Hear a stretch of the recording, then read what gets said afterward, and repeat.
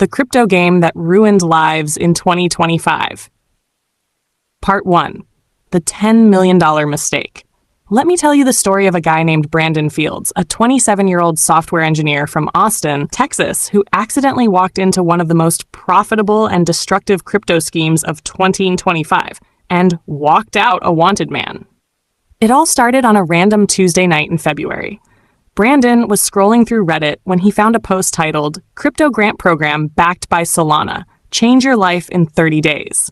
Now, Brandon had just been laid off from a mid-tier cybersecurity firm, and he was 6 months behind on rent. His fiancée had just left him, and his credit card debt was stacking like dirty dishes. But this Reddit thread, it had over 15,000 upvotes. There were glowing reviews, screenshots of payouts, links to forums hosted on a private DO, decentralized autonomous organization. And the weirdest part, every single comment said the same thing. The Solana initiative changed my life. Trust the process. Part 2. The Discord that felt like a cult. Brandon joined a private Discord server called SOL 2025 score Vault.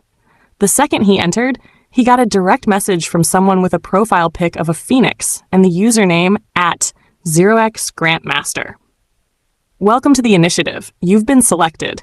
Within hours, Brandon was assigned a mentor, someone named Valerie, a woman who claimed to have turned $1,000 into $500,000 using their crypto multiplication method. She didn't sell any coins. She didn't mine. She didn't stake.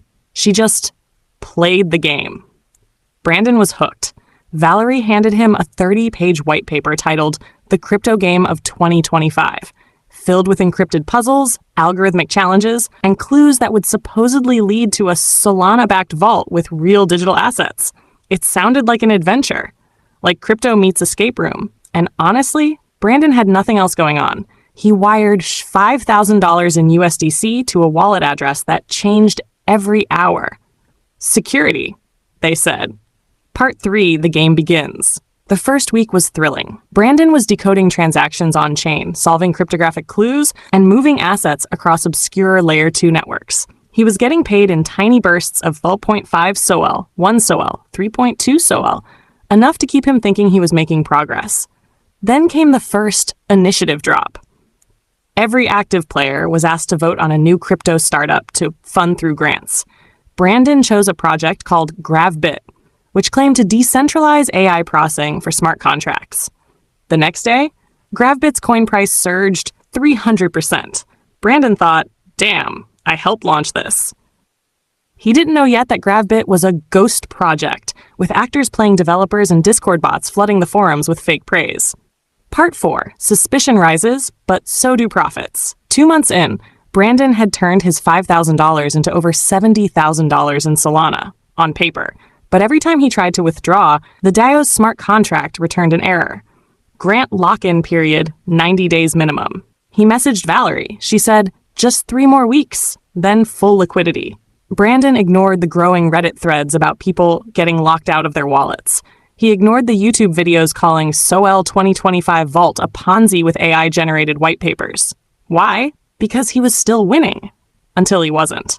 Part 5. The FBI enters the chat. Brandon woke up to his entire Discord account banned. The SOL 2025 score vault was gone. The site redirected to an error page. And his crypto wallet? Emptied. He logged into Coinbase, Binance, gone. Everything was swept through a mixing protocol and tumbled across 7 blockchains. That same day, he got an email from a Gmail address he didn't recognize. If you talk, you disappear. You played the game.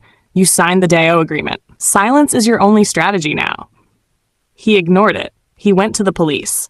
3 days later, 2 FBI agents showed up at his apartment with a warrant, not for the people who stole from him, for him.